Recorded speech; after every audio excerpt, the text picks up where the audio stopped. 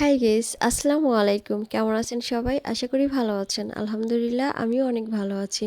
তো তাড়াহুড়া করে বের হয়ে গেছি, কারণ আজকে আমার ডাক্তার দেখানোর ডেট ছিল। কি করব, হাতে অনেকটাই কাজ ছিল, কিছু করার নেই।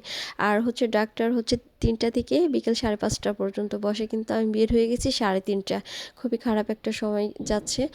তো ডাক্তার পরিচিত থাকার কারণে আমি লেট করে যাওয়ার পরে দেখাইতে পারছি। এরপরে ভাবলাম যেহেতু মানিকগঞ্জ এসেইছি, তো আদার্স যেগুলা কাজ আছে আমি শেষ করে যাব। তো হালকা পাতলা কেনাকাটাও ছিল, যার জন্য আমি চলে যাই একটা শোরুমে। আর এখানে জুতার কোয়ালিটিগুলো খুবই সুন্দর ছিল, ভালোই লেগেছে। আর বিশেষ করে আমি যে মানিকগঞ্জ থেকে কেনাকাটা করি এমন না, আমি ছিটকা থেকেও কেনাকাটা করি, কারণ আমাদের ঝিটকাতে কিন্তু অনেক ভালো কোয়ালিটি পাওয়া যায়। তো আপনি চাইলে আমাদের ঝিটকা থেকেও ট্রাই করতে পারেন। তো যেহেতু এসেছি আর এখানে আমার ভালো লেগেছে, যার জন্য এখান থেকে আমি একটা জুতা নিয়ে যাই। আর এখানে আসার পর আমি এতটা মানে এখানে আসার পর ভুল হবে, আজকে আমি মানিকগঞ্জ আসার পর এতটা বিপদে পড়ে যাব আমি নিজেও বুঝতে পারিনি। কিন্তু নিজের জীবনের নতুন একটা অভিজ্ঞতা বলতে পারেন এই বিপদটা।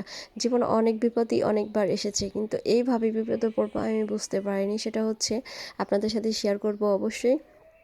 তারপরে চলে যাচ্ছে বিজয় মেলার মাঠে, কারণ মোটরসাইকেল ওইখানে রেখে আসতে হয়েছে। তো বিজয় মেলার মাঠে এসে আমরা এখানে হালকা পাতলা কিছু খেয়েছি। খাওয়ার পরে যখন আমরা বের হয়ে গেছি আসার উদ্দেশ্যে, এরকম বিপদে পড়বো বুঝতে পারিনি ভাই।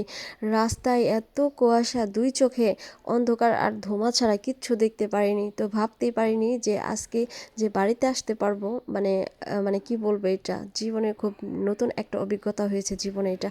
রাত মাত্র 8টা বাজে, তাই এরকম বিপদ রাস্তাঘাটে।